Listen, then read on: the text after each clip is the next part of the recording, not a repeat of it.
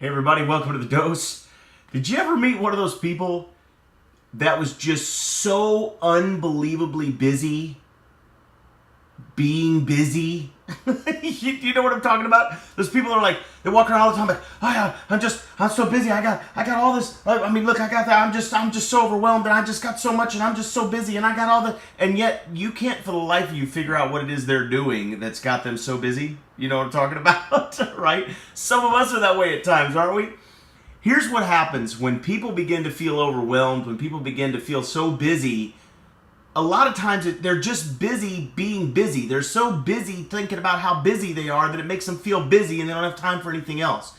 Here's what I want you to know. If you will map out and prioritize your day and prioritize the things that you know must get done and let everything else just kind of slide if it needs to, here's what you'll find.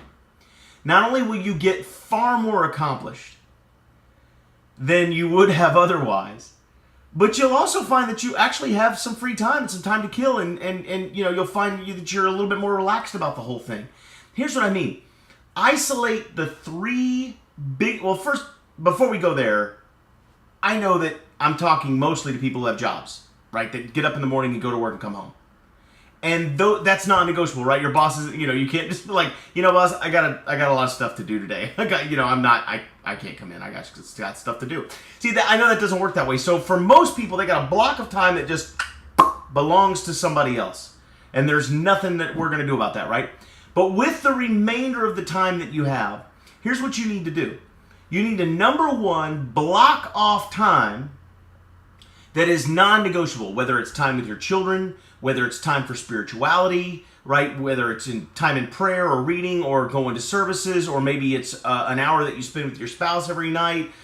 Maybe it's meditation for you, massage, exercise. Maybe you're like, I am non-negotiable, man. I exercise every morning at 0500 no matter what else is going on, right? Outside of your work hours, you block off time that is non-negotiable. It's untouchable. It belongs to something that's very, very important to you, your health, your spirituality, your relationships, okay? Then with the remainder of your time, here's what you do.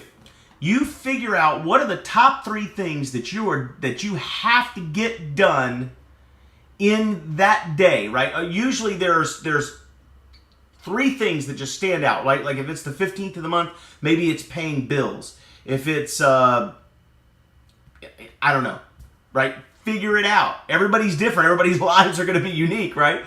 Figure out the top three things that must get done that day and the most important tasks and write them down. 1, 2, and 3.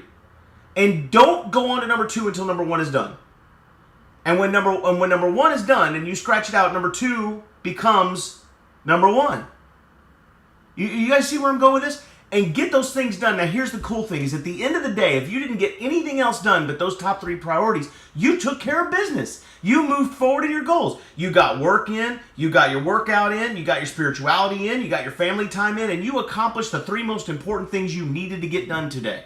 Now maybe some emails didn't get answered, some text messages didn't get answered, some voicemails didn't get answered, and that's too bad because you should do those things. It's important that we respond to those types of things, but they're not the number 1 priority.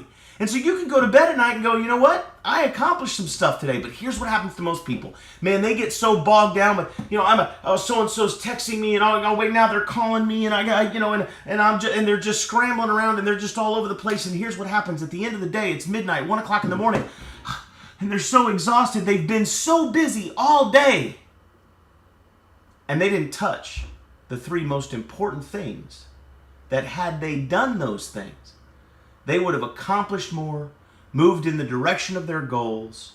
I know people that do that all day long, that stay busy, that kind of frantic busy all day long and go to bed at night and didn't spend any time with their kids, didn't get a workout in, didn't get any prayer or spirituality of any kind in, didn't get any meditation in, didn't get any of the top priorities taken care of, didn't work on their business, didn't work on their personal development, didn't do anything.